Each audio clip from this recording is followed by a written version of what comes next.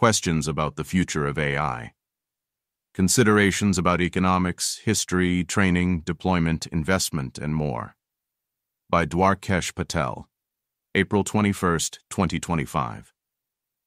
What started as an attempt to consolidate some thoughts from the last few interviews on my podcast has turned into this 6,000-word clusterfuck of questions and considerations. If you've got answers or ideas for more questions, I'd be keen to read them in the comments below. I may compile a highlights from comments blog post or podcast episode in the future. Capabilities. Agency. Why don't we have reliable agents yet? Is agency training just a veneer of some MCTS-like scaffolding on the knowledge intuition that pre-training gives you? Or is it much more difficult to develop? Here's a case for agency being difficult to develop. Moravac's paradox. Evolution has been optimizing us for hundreds of millions of years for being able to act like a coherent goal-seeking agent even in the face of super dynamic environments, whereas evolution has spent at most hundreds of thousands of years optimizing us for language skills and abstract reasoning. So it's not that surprising that we got expert-level AI mathematicians before AIs that can zero-shot video games made for 10-year-olds. Replicating capabilities derived from 1 billion years of evolutionary optimization might take much longer than replicating skills contingent on 100,000 years of optimization. The rebuttal to Moravac's paradox. The capabilities AIs are getting first have nothing to do with their recency in the evolutionary record, and everything to do with how much relevant training data exists. Language and coding arrived first, not because evolution only recently optimized us for reasoning, but because we've got the fucking internet and GitHub. Unitree robots are really good at walking around, despite the fact that evolution has spent over 250 million years teaching us locomotion. And this has everything to do with it being easy to get more data relevant to walking around using simulation. What will be different about multi-agent systems? How much of a parallelization penalty will there be? Instead of one instance seeing and considering the whole context, you're breaking apart the problem to multiple workers. What is the explanation for why the length of task an AI can do doubles over consistent intervals? How will Moore's law for AI agents generalize to non-coding tasks like video editing, playing new video games, or coordinating logistics for a happy hour? Would we get any intuition pumps about what superintelligence might look like by considering what it would mean to have a horizon length that is 10x as large as humans? RL. Dario said in his recent blog post on export controls that labs are only spending on the order of $1 million on RL. Why? You're spending hundreds of millions on the base model. If RL training is such a big complement to pre-training, why not spend a similar amount of compute on it? I keep hearing that the big bottleneck for RL is the amount of environments that we have built so far. I don't really understand what this means. What exactly does it take to build a new RL environment? Presumably building complex, realistic, hard-to-reward hack challenges. Is there a specific reason this is very hard, other than everything in this fallen world being harder than you might naively anticipate? Also, you need smooth reward landscapes that allows AI to be rewarded for incremental improvements rather than getting stuck at zero. Smarter AIs have better priors about what's a reasonable thing to do when stuck, which allow them to learn even from environments with sparser rewards. By when will RL be the dominant workload in training? By when will most RL be online? How sample efficient is RL fine-tuning? For what kinds of skills is it especially effective? What skills are just hard to instill into the model, even if you have the appropriate data? Even if agentic RL is sample efficient, doesn't it take way more compute per sample than RLHF-type training? As horizon lengths increase, your rollout has to become longer. The AI needs to do 2 hours worth of agentic computer use tasks before we can even see if it did it right. And if this is correct, will the pace of AI progress slow down? Will this incentivize using smaller pre-trained models to do RL training? Would that allow more entrants to compete for the next tier of capabilities? How much extra capability does the longer chain of thought get you, as opposed to just doing RL in the first place?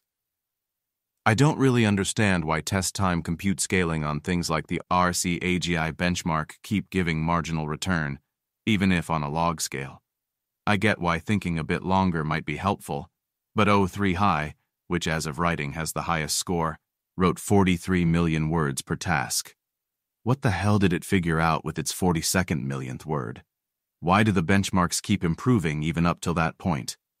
RL potentially just upweights 10 tokens worth of MCTS like scaffolding in a model's thinking. Words like wait, let's backtrack. This explains why reasoning models can be easily distilled. Finding these basic techniques in thought space might take a while, but their payload size is trivial. So, first question. Is this actually correct? How far can you distill reasoning and chain of thought? Will the models 6 months from now be able to do by instinct the kinds of math and coding that current models need to do large amounts of inference scaling for? Idiot savants. What is the answer to this question I asked Dario over a year ago? As a scientist yourself, what should we make of the fact that despite having basically every known fact about the world memorized, these models haven't, as far as I know, made a single new discovery? Even a moderately intelligent person who has so much stuff memorized would make all kinds of new connections. Connect fact X and Y, and the logical implication is new discovery Z. People have proposed all sorts of answers to this. For example, Scott Alexander wrote, "Humans also aren't logically omniscient." My favorite example of this is etymology. Did you know that evocation comes from literally vacating the cities, or that a celebrity is a person who is celebrated, or that a dream and trauma come from the same root? These are all kind of obvious when you think about them, but I never noticed before reading etymology sites. I think you don't make these connections until you have both concepts in attention at the same time, and the combinatorial explosion there means you've got to go at the same slow rate as all previous progress. I agree that humans lack some godlike logical omniscience about the combinatorial consequences of all their knowledge. But there's plenty of examples of humans finding these kinds of important connections between fields, despite their much more limited world knowledge. See, for instance, these examples. I don't think Scott's argument explains why we have many examples of humans doing this, but none with AIs. And it's actually really funny that Scott is making this argument, because one of the things I love about his blog is that he personally has found countless numbers of these intellectually fascinating connections between fields. Where are the LLMs that have done this? Another argument I've seen. Eric Schmidt, no, not that one, writes, "I think I just don't agree with your premise that there's such low-hanging fruit out there in the internet text corpus that hasn't already been grabbed by smart, widely read humans. Given that the number of potential connections increases as ON squared, with the amount of knowledge we have as species, and that the amount of knowledge is itself growing at least linearly, I find it implausible that humans have exhausted this combinatorial overhang. There is a one man's modus ponens is another man's modus tollens thing going on here. One way to interpret my original question is from an AI skeptical point of view. The fact that LLMs aren't more powerful than humans, despite their in-principle advantages over us, suggests that they're not true AGI. But there's another interpretation of the same question, an interpretation which supports a more Fumi vibe. Given the in-principle advantages LLMs have over us, in this case as a result of their immense knowledge, but there are many others, once they actually do become AGIs, they'll fucking dominate. Related to the question of LLMs knowing so much shit, it seems like knowledge is really cheap to store. Wikitext is less than 5 MB. So why do we humans forget so much? Why do our brains conspire so hard against acquiring new facts, which in raw bits cost basically nothing, that we have to come up with incredibly hacky systems like spaced repetition to keep knowledge around? One suggestive pattern, copy-pasting from my review of Terence Deacon's book, The Symbolic Species. Childhood amnesia, where you can't remember early parts of your life, is the result of the learning process kids use, where they prune and infer a lot more, allowing them to see the forest for the trees. On the opposite end of the spectrum are LLMs, which can remember entire passages of Wikipedia text verbatim, but will flounder when you give them a new tic-tac-toe puzzle dot. They're, quote, as something super interesting here where humans learn best at a part of their lives, childhood, whose actual details they completely forget. Adults still learn really well but have terrible memory about the particulars of the things they read or watch. And LLMs can memorize arbitrary details about text that no human could but are currently pretty bad at generalization. It's really fascinating that this memorization-generalization spectrum exists. New training techniques. I'm confused why all the labs have ended up making models that are so similar. Everyone is making thinking models. Has everybody just been trying a bunch of different shit, but this is the only thing that works? Or are they just copying each other? But in fact, there's a bunch of equally promising tangential research directions that no one is pursuing. Many people have pointed out that there's some missing middle between pre-training and in-context learning. Pre-training gives you some base of general understanding, something like a human skimming every textbook ever written. In-context learning is pure short-term memory, discarded after every use. Are we likely to see a new training regime closer to dynamic evaluation, where you update your weights by meditating on feedback or writing synthetic problems for practice? Would the procedure for dynamically learning new skills have to be bespoke for each application? If you need it to be good at call center workflows, you need to make a bespoke conversation trajectory on rolling environment. Or can you come up with some general procedure for upskilling? One idea I've heard for building long-horizon strategizing and coherency is to train AI systems of text-based strategy games. Has somebody already tried this and it didn't work? Or it hasn't even been tried in the first place? Pre-training. Is pre-training actually dead? The compute required to train a GPT-4 level model has been declining in cost at the astonishing rate of 10x per year. I thought the whole point of these effective compute multipliers is that we could train GPT-5 at GPT-4 cost. From the outside, at least, it seems like these astonishing compute multipliers are only making existing capabilities cheaper to serve, not enabling the next generation of more powerful models to arrive much sooner. Rumors are that all the labs have been struggling to crack the next of scaling. What's going on? Data is running out. Maybe the engineering for much larger training runs gets exponentially harder. Or maybe so-called algorithmic compute multipliers don't give an equivalent multiplicative boost at different levels of scale. A couple months ago at ICML, Ilya compared the pre-training data corpus to fossil fuels, a limited resource which will rapidly be exhausted. This raises the question, what if this data corpus wasn't limited?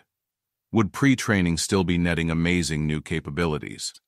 Is next token prediction an innately fucked training objective, or did we just run out of data to let it cook? Why are LLMs such mediocre writers despite having all the good writing in their training data set? Economics. Early deployment. Why aren't all the center workers getting laid off yet? It's the first thing that should go. Should we take it as some signal that human jobs are just way harder to automate than you might naively think? How will the difference between average S&P 500 returns and median S&P 500 company returns change over time? In other words, will we live in the world where Nvidia, Microsoft, Meta, and Google become worth $10 trillion, but everything else goes to zero, or whether broad deployment happens fast enough that McDonald's, JP Morgan Chase, etc., become much more productive at the same rate that AI becomes more powerful? Will the models of 2026 and 2027 still best be thought of as timeshares of intelligence? Or will they be integrated into companies and workflows such that individual copies are meaningfully distinct? Honestly, I think timeshares of intelligence are still underrated. A new AI employee can just read every single doc in your company's drive and every single line of code in your company's codebase within minutes. This means that scaling up your company or an AI application would be way less effortful than scaling up a human department. What is the industrial scale use case of AI? Between 1859, when Drake first discovered oil in Pennsylvania, to 1908, When Henry Ford invented the modern automobile, the main use for crude was as kerosene for lighting. What is the ultimate industrial scale equivalent use case for AI? How transformative would the AIs of today, March 2025, be even if AI progress stopped here? I've personally become more bearish about the economic value of current systems after using them to build mini-apps for my podcast. I can't give them feedback that improves their scope or performance over time, and they can't deal with unanticipated messy details. But then again, the first personal computers of the 1980s weren't especially useful either. They were mostly used by a few hobbyists. They had anemic memories and processing power, and there just wasn't a global network of applications to make them useful yet. Another way to ask this question: imagine that you plopped down a steam engine in a hamlet from 1500. What would they do with it? Nothing. You need complementary technologies. There weren't perfect steam engine-shaped holes in these hamlets. Similarly, there aren't many LLM-shaped holes in today's world. Coding and remote work. People like Dario say that in a year, 90% plus of code will be written by AIs. In some sense, compilers automated 90% plus of code writing. But I think compilers are a smaller deal than what these people imagine AI coders will be in a year. So what magnitude of actual productivity improvement to software engineering do they expect from AI? 2x, 10x, 100x?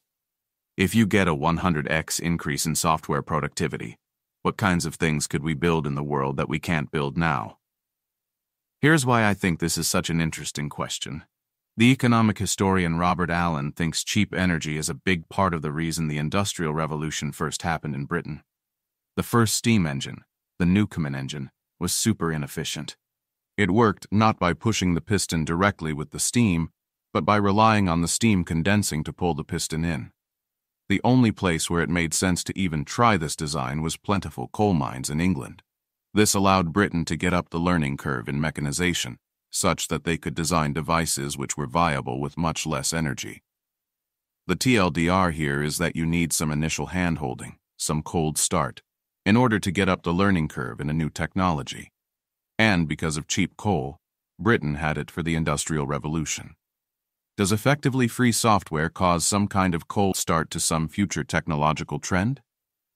It seems like some AI labs, OpenAI, Meta, are racing towards being first to 1 billion user AI assistants, whereas others, Anthropic, maybe GDM, are racing towards the fully autonomous software engineer.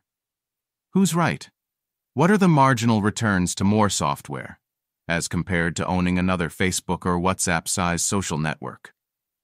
If you believe in a software-driven intelligence explosion, then that places a pretty high premium on the value of more software. The internet and mobile revolutions were largely driven by digital advertising, a relatively small slice of overall global GDP. If AI truly can automate all labor, how soon before AI revenues absolutely gobble up all the social/search/ads revenue of big tech? How much of the value of AI requires embodied robots versus just digital LLMs? Open source. Does inference scaling mean that open-weight models don't decentralize either the benefits or the risks of AI as much as you might naively think? More here. What does an intelligence explosion with open-weight models at the frontier look like? Is there any plausible way in which this could happen? Wouldn't it require publishing the weights every week/day/hour, depending on speed of intelligence explosion? If this happened, would it be good? What are the implications of the panspermia timeline, where multiple countries develop AGI from the same initial seed, for example by stealing model weights or building on open weights models? Would this shared foundation matter more if future advances come from iterated amplification and distillation rather than fresh training runs? Does this increase AI takeover risk, since all the superintelligences start from the same subconscious ID? Does it increase the global impact of Western values which are embedded in those stolen weights? Model training and value capture. How are returns to training bigger models scaling? If a lab like OpenAI or DeepMind doubles its training compute budget for its next flagship model compared to the last one, are they getting more than 2x the revenue from it? It seems like the ratio of revenue to training cost is increasing over time, plausibly because so much of the value of new skills is deferred to when AIs are fully reliable and complemented with a wider range of capabilities. If progress in AI stalls, do foundation model companies inevitably get commoditized? Is there any moat other than staying 6+ months ahead, and in the extreme scenario beating everyone else to the intelligence explosion? If model companies fail to differentiate, where does the value get captured?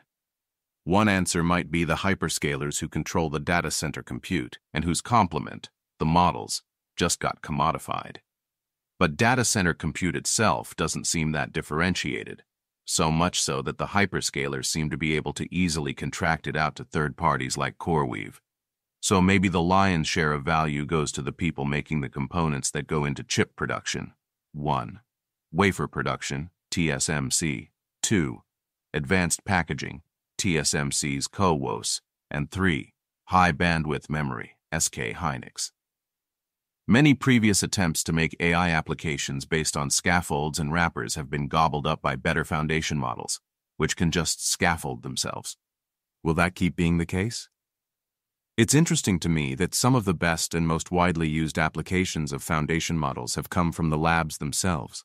Deep Research, Claude Code, Notebook LM, even though it's not clear that you needed access to the weights in order to build them. Why is this? Maybe you do need access to the weights of frontier models, and the fine-tuning APIs or open-source models aren't enough.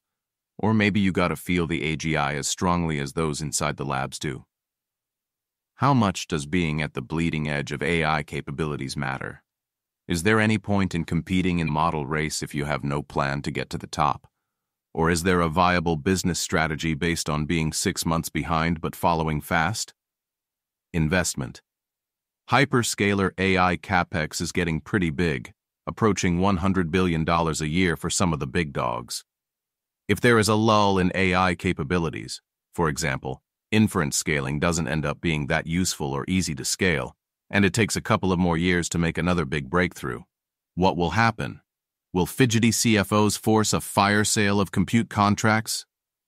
On the other hand, if AI does end up being as economically remunerative as AGI implies, how fast could the hyperscalers ramp up their investment? What would it take for them to invest more than their annual free cash flow? High 10s of Bs for Microsoft, Google, Amazon. And how would they raise this money? Hardware. Will the desire to avoid the 70% plus Jensen tax inevitably drive more in-house ASIC development? Will this drive greater diversity in model architectures and training techniques? How well will distributed training work? How easily can data centers that have been built up assuming a pre-training focus be repurposed towards RL? Will future training just look a lot like inference? There's not much difference between inference workloads and RL, since an agent has to go away for a while, try to solve a problem, and come back with the results. Can RL rollouts just be totally decentralized? How much do hardware tariffs, energy costs, and geopolitical considerations influence where we build the next generation of AI data centers?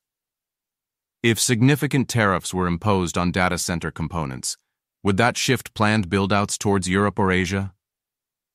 How much does network latency and proximity to customers matter when planning multi-billion-dollar, decade-long infrastructure investments? How can we build hardware mechanisms that would help you prove to others what you're using your compute for and not using it for? A lot of the stories about how the intelligence explosion goes well involve different actors instituting a mutual slowdown where they refocus on alignment plus greater monitoring. But such agreements require verifiability. Post-AGI. Hive minds. Will central planning actually work with AI? The case for the central AI can have much higher bandwidth communication with the periphery. Today, sensing and deciding have to both happen at the front line. In the future, robot appendages of Big Brother could actually just run the whole military and economy. The central planner can just directly learn from the experience of other AIs. Think of a much more advanced version of Tesla FSD model, learning from millions of driving samples. Compute/intelligence can be much more centralized than it is today. Right now, Xi Jinping has the same 10 circumflex 15 flops as anyone else. Not so for the mega-inference-scaled dictators of the future. In order to align incentives for humans, we have to use markets. But we can much more easily control the preferences of AIs. The case against. This vision assumes that only the central government is getting more complex and capable, while the rest of society stays similar. But AI deployment will lead to the whole economy becoming more complex. Apple, circa 2025, might be able to centrally plan the economy of Babylon, but it wouldn't be able to plan America circa 2025. What is my blog post about fully automated firms missing? How soon after AGI do you get hive minds, fully automated firms, and other crazy powerful and unique products of AI's unique advantages in cultural learning/coordination, namely, that AIs can copy, merge, distill, and scale themselves? An analogy is that the first AGIs will be like humans 200,000 years ago. Yes, they have many key advantages, but the things that make us so dominant today, state capacity, joint stock corporations, fossil-fueled civilization, took eons of cultural evolution, population growth, technological upgrading. Today, the world economy runs on trade, complex mutually dependent supply chains, specialization, and decentralized knowledge. None of this looks like a singleton. Will all this fundamentally change once we have AGI? How about ASI? Or maybe a global system of interconnected markets, delegated decision-making and mutual interdependence was the singleton all along. Software-only singularity. How does the probability of an intelligence explosion change based on when we achieve AGI? AGI timelines tell you a lot about the nature of intelligence itself. If it takes decades to build AGI, rather than 3 more years of coding, then you've learned that transfer learning isn't that powerful. You've learned that current systems aren't simply hobbled little AGIs. Rather, they will seem in retrospect more like AlphaZero, an amazing early demonstration of the possibility of AGI, but not the thing itself. Could an AI competent at research engineering accelerate AI progress such that we make a BERT to GPT 4.5 size jump in just 1 year? Case 4, my podcast with Daniel and Scott about AI 2027. Case against, my podcast with Ega Tamai. AI labs apparently run multiple pre-training teams, each with varying allocations of compute and number of researchers. Observing how progress differs across these configurations would yield valuable insights into the trade-off between cognitive effort and compute scaling in AI progress, though labs are unlikely to share this data. Suppose there's a software-only singularity. Would the gap between AI labs narrow or widen during this takeoff? There's a clear reason to expect the gap to widen during an intelligence explosion. Whichever lab is slightly ahead benefits from having smarter, more capable automated researchers, rapidly compounding its advantage. Yet, historically, we've seen the gap consistently narrow. In 2018, DeepMind was far, far ahead of everyone else. Today, labs like DeepSeek can close the distance to within half a year of OpenAI. However, this pattern might not persist. The 2 primary methods for labs catching up, poaching experienced talent and learning from leaks or public deployments, would lose relevance in a scenario where the best models remain internal, autonomously driving progress. Still, if the intelligence explosion accelerates by simultaneously scaling compute resources, the leading lab might remain incentivized to deploy publicly, attract investment, and thereby continue indirectly facilitating catch-up. Currently, model training and inference costs for the same level of capability are declining 10x a year. If you extrapolate this trend, then it suggests that you can train GPT-4 level capabilities using 100H100S by 2027. Does this imply that while eventually we'll be able to distill human-level intelligence into mosquito drones, the first AGIs will be a system that costs $100 billion and requires Montana-sized infrastructure to train, and uses inference scaling hacks that cost $10 per token, like some Yoda slowly meditating on each syllable. Transformative AI. Some people imagine that once we achieve ASI, it rapidly invents crazy superweapons, new computing paradigms, fusion-powered space probes, etc. But this doesn't seem to map onto how past new inventions and scientific discoveries were made. It seems like a general upgrading of your society's tech stack is more important than raw cognitive effort in a specific sector.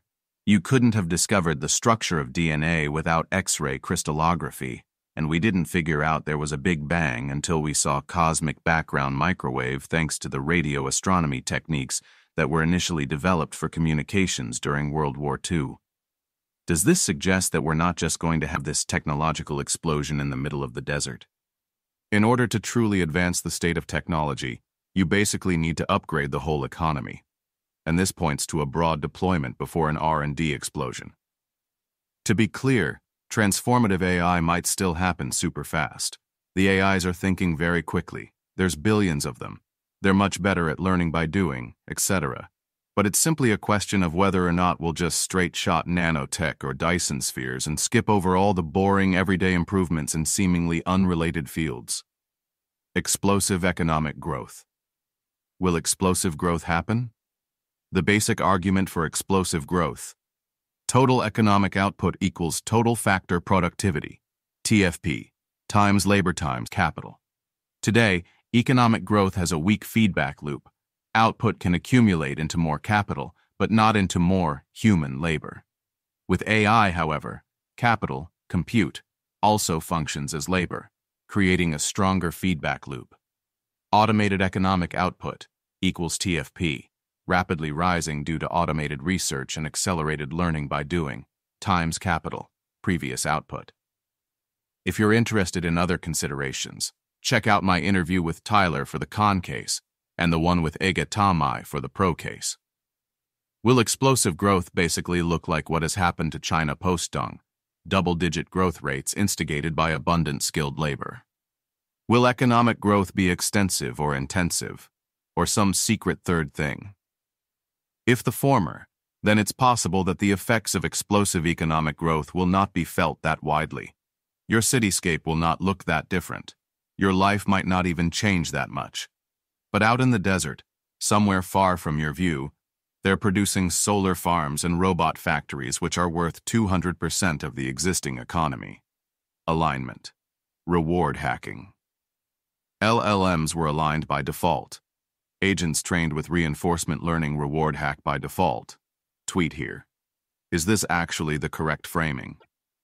Base LLMs were also misaligned by default. People had to figure out good post-training, partly using RL to solve this.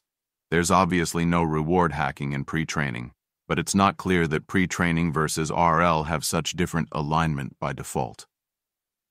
Are there any robust solutions to reward hacking? Or is reward hacking such an attractive basin in training that if any exploit exists in the environment, models will train to hack it? Can we solve reward hacking by training agents in many different kinds of unique environments? In order to succeed, they'd have to develop robust general skills that don't just involve finding the exploits in any one particular environment. Are capabilities and alignment the same thing here? Does making models more useful require solving reward hacking? If this is the case, we might be living in the alignment by default world. It would be weird if we solve reward hacking well enough to make these models reliable general agents in every scenario, except those involved in taking over the world. Takeover. What's the right way to think about potentially misaligned AIs deployed through the economy? Are they like disgruntled employees who dislike the CEO, bullish for humanity, or more like Cortez landing in the New World, bearish? An optimistic framing. Think of AI as just another set of workers. CEOs typically aren't the smartest people in their companies, nor do they grasp all technical nuances of how their instructions are executed by engineers or researchers. The same applies at the national level. Xi Jinping doesn't lose sleep over whether all 100 million CCP members genuinely love him, yet he remains in power. Plenty of employees actively dislike their CEOs but still inadvertently contribute positively to the company's objectives. Why should we assume misaligned AIs would behave differently? A pessimistic framing. History is littered with examples of violent takeovers enabled by moderate technological advantages. Geneticist David Reich, on my podcast, described human history as repetitive waves of violent expansion, where a technologically or organizationally superior group wipes out most people across entire continents. Consider Hernán Cortés, who conquered an empire of over 10 million people in just 2 years with fewer than 1,000 soldiers, plus horses, steel, and smallpox. Or the British East India Company, which took over a subcontinent of 150 million people with just a few thousand officers, aided by marginally superior artillery tactics and logistical innovations derived from European warfare. Not some profound galaxy brain advantage. Perhaps AIs similarly wouldn't need an overwhelming technological edge to decisively overpower humanity. If the AIs take over, will we be able to see it coming? How wild and sci-fi will it be? Will it be like a gazelle being hunted by hunter-gatherers where it can clearly understand the strategic situation as it tries to run away from the pointy sticks?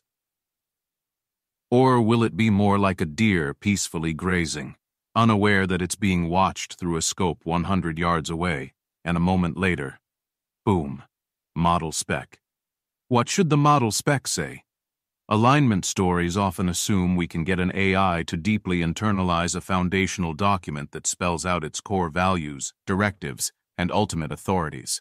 Something like, follow user instructions unless they're clearly dangerous. In disputes, defer to the judgment of Sam Altman or President Trump. Think about how much the United States today is contingent on the specific quill strokes of Madison. What exactly does this comma mean? What did he mean by general welfare and interstate commerce? How do we get political opposition parties, allied governments, and other people in the world to fully grasp the enormous, temporary leverage they currently have to influence this document? If China develops AGI first, how do we make sure that their model spec doesn't just make Xi Jinping the god dictator forever? Do private Chinese companies and high-level members of the CCP have enough influence and understanding of the strategic situation to prevent such an outcome? Misuse. Is there an inherent trade-off between preventing misuse and reducing the risk of a coup, either by AIs themselves or by humans using AI? Or is this a false dichotomy? Preventing misuse looks a lot like making sure the most advanced capabilities aren't widely deployed because of the inherent dual-use nature of understanding reality. Preventing takeover means making sure that we're maximally open and transparent about frontier systems and deploy them as widely as possible in order to prevent any one faction from monopolizing their benefits. Jailbreaking is becoming harder as models become smarter. This is pretty intuitive. A smart but ethical human assistant could tell if you're asking him to help weaponize smallpox or simply practicing for an organic chemistry exam. So as AIs get smarter, they should be able to tell the difference as well. Are we set here if we just put "don't make bioweapons" in the model spec? It seems like the whole misuse story is especially anchored on bioterrorism. The intuition pump is to imagine every person with a team of virology PhDs in her pocket. What actually would happen in this scenario? Other. Geopolitics. I'm concerned about nationalization of AGI development for the reasons listed below. Where am I wrong? Reduces the salience of safety and alignment in favor of whatever the administration plus deep state at the time cares about. Decreases the competence of the group overseeing the intelligence explosion, which is robustly bad, especially if you think alignment is difficult and subtle. Increases the likelihood of dictatorship, with the president ending up as the ultimate decision-maker in the spec or something. Instigates an obvious arms race framing in China. Increases the likelihood that the first AGIs are used to develop weapons, drones, and bioweapons instead of what's needed for our glorious transhumanist future. How will the Chinese political system react to fully automated remote work, superhuman hackers, automated AI researchers, etc. How deep are their private markets? How willing are the big public funds to finance the next rung of scaling? What might instigate a Chinese Manhattan project for AGI? Suppose tomorrow Xi wanted to prioritize building AGI. At an institutional level, what concretely could he do? How does Chinese industrial espionage in other industries work?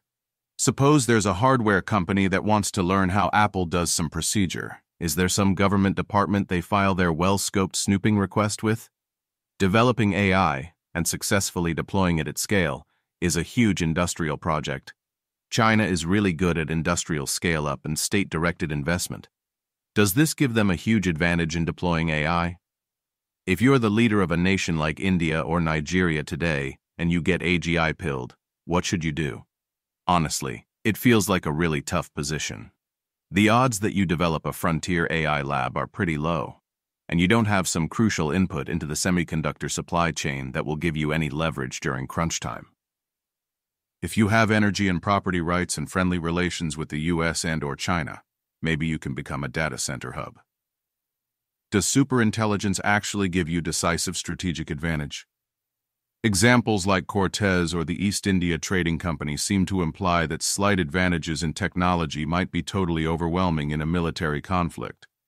But perhaps modern weapons, nukes especially, are so destructive already that they provide sufficient deterrence against adversaries, with smarter AIs launching their mosquito drone swarms and superhuman cyber attacks. Epistemics. How wrong should we expect our conceptual handles around AGI to be? I've been reading The House of Government recently. It's a fascinating account of people involved in the Russian Revolution. There were many different factions of people who were disillusioned with the Tsarist regime: the anarchists, the Mensheviks, Bolsheviks, the social revolutionaries, the Decembrists. They intensely debated the dichotomies which were most salient to them given their milieu. The decisive battle covered all the usual points of disagreement: the working class versus the people, the sober calculation versus great deeds and self-sacrifice, objectivism versus subjectivism, and universal laws of development versus Russia's uniqueness. Yet none of them anticipated the considerations we now recognize to be far more relevant to economic development: dispersed knowledge, voluntary exchange, and entrepreneurial innovation. I think about this whenever my Bay Area friends debate AGI. Will there be a software-only singularity, adversarial misalignment, training gaming, explosive growth, etc., etc.? Maybe the frameworks we're using and the questions we're asking are fundamentally misguided. Given this topic is so epistemically murky that someone smart can come up with a new consideration that alters your key conclusions, how much should you update on the most recent compelling story you've heard? Historically, the way we've dealt well with rapidly evolving, uncertain processes is classical liberalism. Pushing for super-tailored proposals based on reasoning your way to a specific trajectory. We're less than 5 years to ASI, therefore the project has a pretty bad track record. If you enjoyed this blog post, you may enjoy my new book, The Scaling Era: An Oral History of AI, 2019 to 2025. This book curates and organizes the highlights across my podcast episodes about AI with scientists, CEOs, economists, and philosophers. Thanks to Max Ferens for comments and editing.